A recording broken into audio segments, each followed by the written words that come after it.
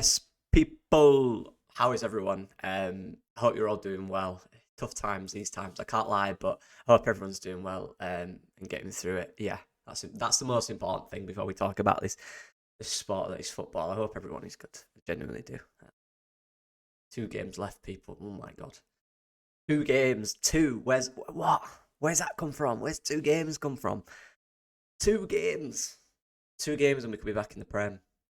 Do you know what? I was watching Everton last night, and shout out to them. The unbelievable result against Liverpool. Unbelievable moment. They were us, weren't they? Last 2 seasons, just kind of just surviving every year. That must be horrible for the fans, man. Obviously, you get them amazing moments when you beat Liverpool, stuff like that. But that'll be us the first few years. So prepare, people. Careful what you wish for, because that will be us. So just enjoy these last 2 games. Enjoy them before it becomes scraping a win every week for the first few years until we establish ourselves as a top Premier League side, which I'm sure we will. Enjoy it now, people. Enjoy being the best team, most weeks. Enjoy it. Enjoy having the best players in the league.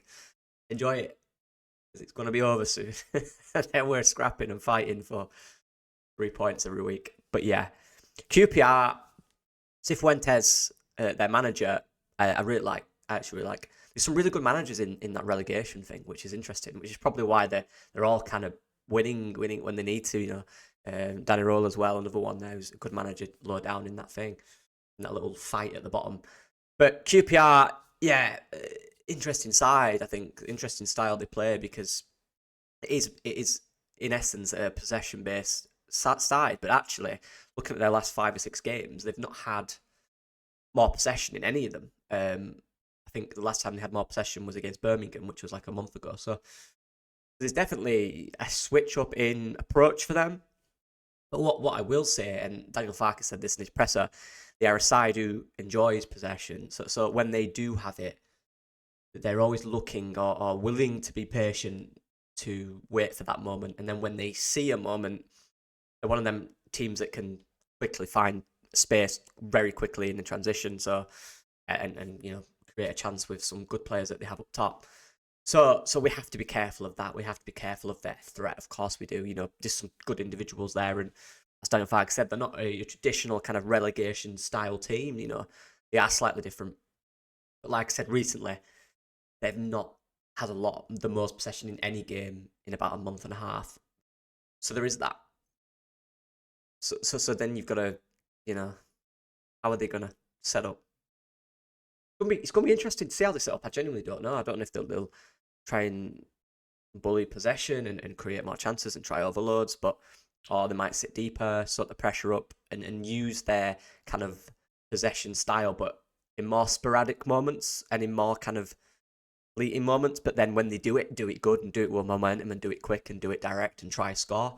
So it'll be interesting from them, but it's always a key underline here in no matter who we play in this league is us, and it's always you. It's got to be you. Of course, doing research on the opposition and their strengths and weaknesses and how they will try to beat you and how you can beat them is key in any preparation for a match, But the key aspect of the entire thing is yourself and what you bring and how good you are, because when you have a front four and a midfield 2 and a back 4 and a goalkeeper that we have in this league, there's always an emphasis on if we turn up and do the job we should do, we will win.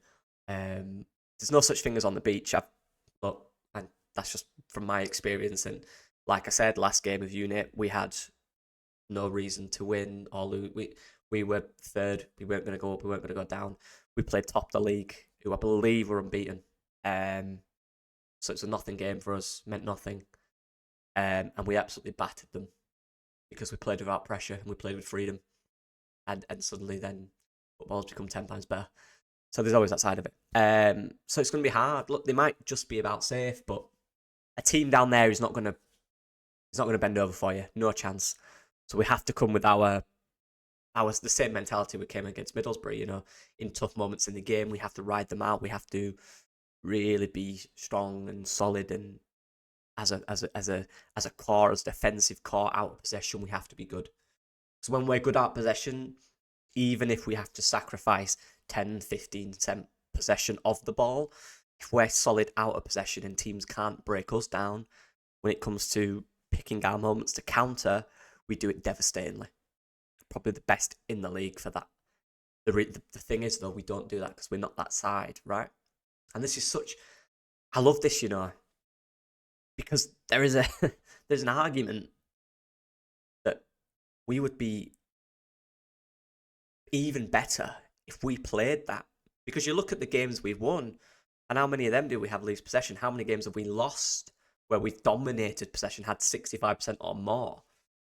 Such an interesting contrast. But obviously, as a fan and wanting to win the league, the mentality is, well, you can't win the league if you don't play a possession-based side and you play for counter-attacks. That isn't true. If you're excellent out of possession and your shape is solid and strong and teams at this level can't break you down, which if we get it right with the players we've got, they shouldn't.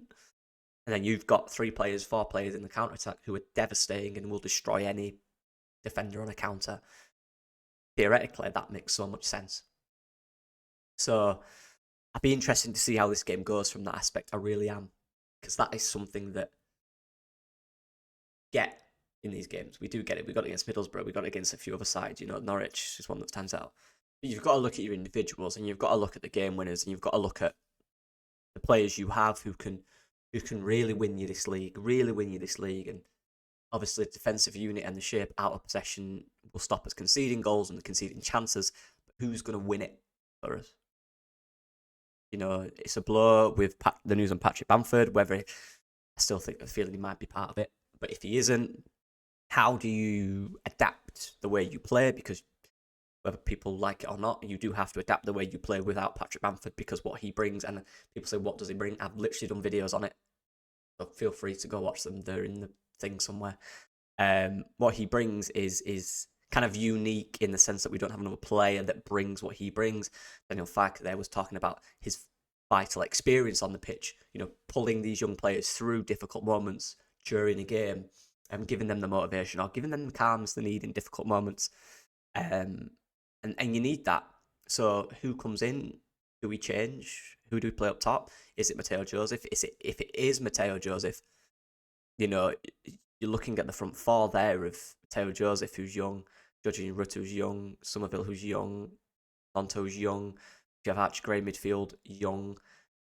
You know, you have to be careful that you don't over-rely on youth because as much talent as they have, it is key, and I mean key, that around these young players is someone of vast experience to guide them through a situation that experienced player will have been in before in their life in this game situation. That is key. So Mateo might miss a few chances. How will he react to that? So obviously, I think that being said, for me, I think you'll go with Joel Perreault if that's the case, whether, you know, fans like that or not. The fact of the situation is this, and this is what it comes down to for me. We're so quick to say, oh, if he doesn't start, we're going to lose. People, whether it's Mateo Joseph or Joel Perreault, let's look at the facts. Joel Perreault's not been playing at a level that is effective, right, enough to impress us, and that's fair. You know, I said earlier, he's had his moments this season where he's done well, he's done his part to an extent, but his overall game has not been at a level which we expect from Joel Perreault. I think that's fair, and that shows as to why he's not starting, right? That's obvious. So there's that, and then you've got Mateo Joseph, who has shown glimpses this season, but there's no consistent running for him to prove or play or use for him to start. So there's that contrast there. So the ideal situation is Patrick Bamford is fit and we have those options if we need them.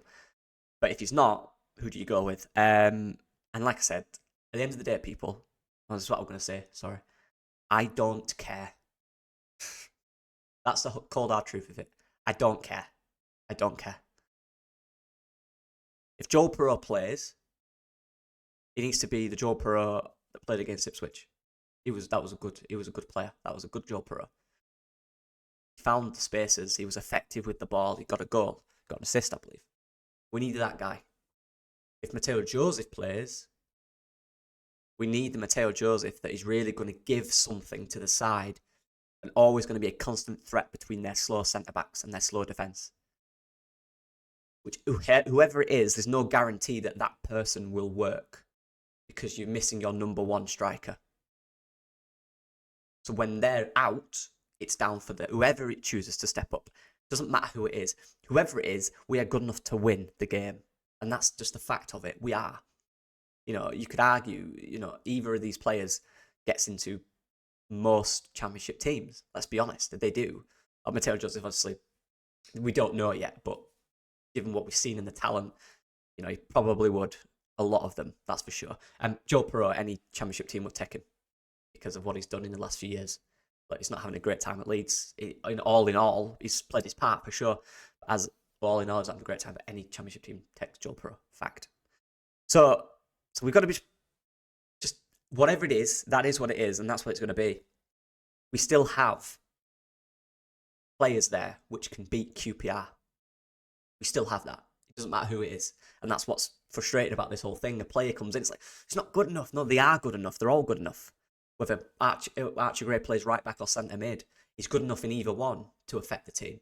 Whether we bring Kamara back, whether we play Joe Perot, whether we play Matteo Joseph, whether we start Jan James or Will Nonto, they're both good enough. And that's just true. They're all good players.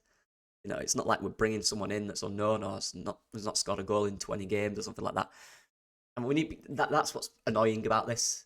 We're arguing over who we want to play. And it's like, I want this guy. And if we don't, it's a bit where it goes, if we don't get this guy, I'm not going to be happy. Why? They're all good enough. Look, and I've said it 3 times, I'll say it again because I know I can see some comments. Joe Perot has not been a player which we expected. Well, I did mention earlier on the season that he's slow for the kind of pace in which we attack and his first touch, but whatever.